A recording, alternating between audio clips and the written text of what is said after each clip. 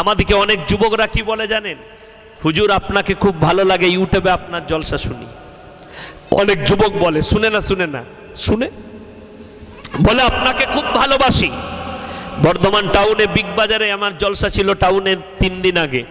তো আমি বিগ বাজারে গেলাম, ওখানে একটা বন্ধুর জুসের দোকান আছে, তো কিছু ফল কেটে আমাকে খাওয়ালো। ওখানেই মাগরিব পড়লাম পাশে মসজিদে। তো একটা যুবক এসে বলে, আসসালামু আলাইকুম হুজুর, আপনাকে তো ইউটিউবে দেখেছি, খুব ভালোবাসি আপনাকে। আমি বলি, কি ভালোবাসিস? তো আমাকে যদি ভালোবাসিস তাহলে মাথার চুলটা শুয়োরের মতো কেটেছিস কেন? মাথাটা দেখে মনে হচ্ছে শুয়োরের মাথা, দুদিক চেঁচে দিয়েছে, ওপরটা এরকম, তাই না? আর আমাদেরকে বলে হুজুর আপনাকে ভালোবাসি। যদি আমাকে ভালোবাসতে আমার মতো চুল রাখতে, নবীজির সুন্নতের উপরে চলতে, দাড়ি রাখতে। ইউটিউবে অনেকজন আমাকে প্রশ্ন করে হুজুরের দাড়ি নাই কেন? অনেকজন বলে দাড়ি চাচা মৌলবি। আমার ভাই, পশ্চিম বাংলার শেখরা বসে থাকে, শেখুল হাদিস যারা বুখারী পড়ায় তারা বসে থাকে, আর আমি বায়ান করি। আমি যদি দাড়ি চাচা মাল হতাম আমাকে বায়ান করতে দিত না, মাথায় চাবড়িয়ে নামিয়ে দিত, বেরিয়ে যাও, তোমার যোগ্যতা নাই বায়ান করার। কিন্তু আমি আমার জীবনে দাড়িতে হাত দেইনি। আল্লাহ আমাকে দাড়ি দেয়নি, সব দিয়েছে, দাড়ি দেয়নি, আমি কি করব? আর অনেক যুবকের দাড়ি আছে, দাড়ি রাখে না। জানেন আমাদের যুবক ছেলেরা কেন দাড়ি রাখে না? এরা খালি মনে মনে ভাবে আমি যদি দাড়ি রাখি আমার উ আর আমার দিকে তাকাবে না। আমার উ মানে বুঝতে পেরেছে? প্রেমিক। যারা জানে, যারা বুঝতে পেরেছে তারা হাসছে। আর এখন কি বলবো জানেন, ছেলেদের দুর্বলতা বলে দিই। কোরআনে আছে মেয়েদের চক্রান্ত, খারাপ চক্রান্ত। কি বললাম? কোরআনে আছে মেয়েদের চক্রান্ত, খারাপ চক্রান্ত। ইউসুফ নবীকে ফাঁসিয়েছিল, জুলাইখা ব্যভিচারের তাকমা লাগিয়ে দিয়েছিল, তহমত দিয়েছিল, এত বড় খারাপ তহমত।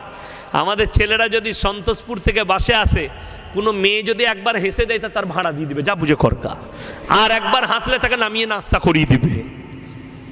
ওই জন্যই দোষ আমার ভাই না। যদি কোনো মেয়ে নোংরা পোশাক পরে যায়, তার দিকে একবার চোখ গেলে দ্বিতীয়বার চোখ ফিরিয়ে লাও, আর চোখ দিও না। যদি দ্বিতীয়বার শয়তানের ওয়াসওয়াসায় চলে যায়, ইস্তেগফার করে চোখটা ফিরিয়ে নাও। আর আমাদের দেশের ছেলেরা, যুবকরা চায়ের দোকানে বসে যদি কোনো মেয়ে ভালো একটা ছোট ড্রেস পরে যায়, তাকিয়ে থাকবে। যদি বলে কি হচ্ছে, আর এখন তো আমি জানেন মায়েরা শুনেলেন, আমি কিছুদিন ভাবছিলাম আল্লাহ মৌলবীদের কথা কাজে লাগলো। অনেক মেয়েরা পর্দা করছে, সব রাস্তাঘাটে মেয়েদিকে দেখছি সব। আমি বলি আল্লাহ, মৌলবীদের কথা কাজে লেগেছে, সব মেয়েরাই উন্না বাঁধছে, মুখে কাপড় বাঁধছে। তারপরে দেখলাম একদিন পরীক্ষা করে আল্লাহ এতেও 2 নম্বরই। কি 2 নম্বরই? হ্যালো তুমি কোথায় আছো? বললে সন্তোষপুরে। তুমি কোথায়? বলে এই সামনে দাঁড়িয়ে আছি। বললে খেপি তু ভালো করে উন্নাটা বাঁধ। এই গোটাই বেঁধে নিলে ই অ্যাপাচি গাড়ি নিয়ে চোঁ করে বেড়ে কেন খেপি বস পোঁ করে পালিয়ে গেল। লোকরা বললে কাকে নিয়ে গেল? বে বললে বুঝতে পারি নাই, মুখটা বাঁধা ছিল। এটা একটা 2 নম্বরই। কিসের? এটা প্রেমের পর্দা। কিসের পর্দা বললাম? প্রেমের। আর একটা আল্লাহর ভয়ে হচ্ছে ওয়াদরিব খুমুরিহিন্না আলা জুনুবিহিন। হে নারীরা, পর্দা নির্ধারিত করো, তোমরা কোনোদিন ধর্ষিতা হবে না। এটা আমার আল্লাহর ফর্মুলা। তোমরা কি করবে? পর্দা করো, কোনোদিন ধর্ষিতা হবে না। আপনাদের সন্তোষপুর বাজারে কেউ যদি কলাগুলো ছিলে বিক্রি করে, মাছিগুলো কোথায় বসবে? বা কথা বলুন, কলাতে। সেই কলাগুলো কিনবেন আপনারা? সে কলা কেউ কিনবে না। আরে মাছি বসেছে, নষ্ট হয়ে গেছে। আমার মায়েরা, তোমরা হচ্ছে কলার জাত।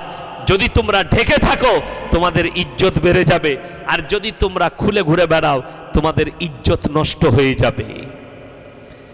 অনেক যুবক মনে মনে করে কি জানেন, আমাদের দেশের যুবক যত ছোট ড্রেস পরবে তত ভালো লাগে। আমার ভাই না, এখন যা ডিজাইন উঠেছে, কি বুঝলেন? আমি আশ্বিন মাসে বোম্বে যাচ্ছিলাম, সফর ছিল, এয়ারপোর্টে গেছি, বোর্ডিং পাস করাচ্ছি সকালবেলায়। সামনে একটা ছেলে দাঁড়িয়ে ছিল, এমন জিন্সের প্যান্ট পরে আছে, ঠিক মনে হচ্ছে পেছনটা খুলে পড়ে যাবে। আমি বললাম ভাই আপনার প্যান্টটা তুলুন, পড়ে যাবে। বলে না এটা ডিজাইন। আমি বলে এরকমও ডিজাইনের প্যান্ট বেরোইছে? আমি বলে আল্লাহ, ঠিক মনে হচ্ছে খুলে পড়ে যাবে, ন্যাংটো হয়ে যাবে। আবার আমাদের দেশের অনেক মেয়েরা আবার এমন চুল কাটছে, ববি কাট চুল, আর জিন্সের প্যান্ট আর গেঞ্জি, পেছন থেকে মনে হচ্ছে যেন দুলা ভাই যাচ্ছে পেছন থেকে। হ্যাঁ, বহুত বিপদ। হাত দিয়ে দেন না শিয়ালদা স্টেশনে, দুলা ভাই বলে দেন না, ফেরে পড়ে যাবেন, আগে দেখবেন। আবার আমার ওদের মুসলমান ছেলেরা আবার কান ফুটো করছে। সেদিনে বর্ধমান টাউনে জলসা ছিল, একটা ছেলে ব্যাচ লাগিয়ে চলে আসসালামু আলাইকুম, আমি তো হিজড়ে না মেয়ে বে, বলে কেন আমি বেটা ছেলে, আমি তো কানে বালি পড়েছিস কেন? তা ওইটা এমনি সালমান খানের দেখে লাগাইছি। কি বুঝলেন? ছি ছি ছি ছি, সে তো না মরদ, এখনো বিয়ে করেনি। কি বলছেন? কি সে কথা বলেন না, না মরদ, মরদ লয়। আমাদের দেশে সরকার বললে 21 বছর বিয়ে কর, 21 বছর না হলে নিচে কি হলো, নাবালক করে দিয়েছে, করেছে না করেনি? 21 বছর না হলে মেয়েদের ছেলেদের আর বিয়ে দিতে পারবে না। কলকাতায় আরো একটা ইকো পার্ক করতে হবে, কিসের লেগে? ব্যভিচার করার লেগে। 3 বছর কি করবে? কোথায় ছুটে বেড়াবে? কথা বুঝতে পারছেন না? আমাদের দেশের যুবকরা শুনেলেন বিশ্ব নবীর হাদিস, প্রত্যেকটা নবীর সুন্নত হচ্ছে উপযুক্ত বয়সে বিবাহ করা। একজনকে জিজ্ঞেস করছি, ভাই কখন বিয়ে করবে? বলছে দাঁড়াও চাকরিটা পাই। সে চাকরি পেয়েছে 38 বছরে। এরপরে মা বলছে মেয়ে দেখি, বলে দেখিস না। বলে কখন? বলে 2 বছর নিজের পায়ে দাঁড়ায় একটা বাড়ি তৈরি করি। চাকরির পয়সা দিয়ে বাড়ি তৈরি করেছে। 40 বছরে বিয়ে করলে 42 বছরে একটা বেটা হয়েছে। বেটার বয়স 4 বছর, 42 আর 4 কত? 46। বাজারে দেখা, আসসালামু আলাইকুম ভাই ভালো আছেন? জি। বিয়ে শাদী হলো? হ্যাঁ একটা ছেলে হয়েছে। আর হবে না? আর লিবেন না? বলছে না না, একটা ছেলেকে ভালো করে মানুষ করবো। লিবি নাকি? তোর তো 46 হয়ে গেছে, গোডাউনে মাল খালি, তুই আর ছেলেই হবে না তোর। বিয়ের মজা কি বুঝবি? শুনেলেন হাদিসে আছে, মেয়েদের ছেলেদের যৌবনকালে যদি মজা না বুঝতে পারে, উলামা দিকে আলেম দিকে জিজ্ঞেস করবেন, এবং যারা ডাক্তার আছে, সায়েন্স আছে, সায়েন্সের যারা ছাত্র আছে তাদেরকে জিজ্ঞেস করবেন। একটা মেয়ে কিংবা ছেলে সে যখন 11 বছর পেরোয় সে হচ্ছে বালিগান করিবা, মানে বালিগ হব। যখন 12 বছর হয়ে যায় মেয়েটা ছেলেটা বালিগ হয়ে যায়। 12 বছরের পরে সেই মেয়েটা বাচ্চা ধারণ করার ক্ষমতা নিয়ে আসে। যদি বলেন না, তো তোমার দাদিকে জিজ্ঞেস করো কত বছর বয়সে বিয়ে হয়েছিল, তোর নানিকে জিজ্ঞেস কর। এখনকার ডাক্তাররা বলছে না, ম্যাচুরিটি বয়স হতে হবে, নাইলে শরীর ঠিক থাকবে না। আমি বিয়ে করেছি, আমার স্ত্রীর বয়স 13 বছর 8 মাস। এই স্পেসটা কেটে দিবে, নাহলে আমাকে জেলে ভরবে। বুঝতে পেরেছেন না? পারেননি? আমার ভাই সত্যিকারই বলছে, আমার স্ত্রীর বয়স ছিল 13 বছর 8 মাস।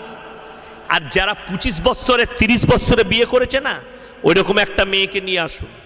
আমার স্ত্রী তো শরীর খারাপ হওয়া দরকার ছিল, একটা ঘুষো মারবে পাঁজরগুলো ঢুকে যাবে। কি বুঝলেন? নিজে একা গোটা ঘর, দালান ঘর মুছে নিজে সমস্ত কাজ করে। আমার জামা কাপড়, ছেলেদের জামা কাপড়, আব্বা মায়ের খিদমত সব একা করে। 13 বছর 8 মাসে নিয়ে এসেছি।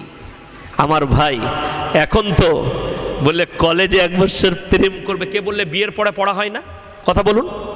আমার আব্বাজি বিয়ের পরে মৌলবি হয়েছে, বিয়ে করার পরে মৌলবি হয়েছে।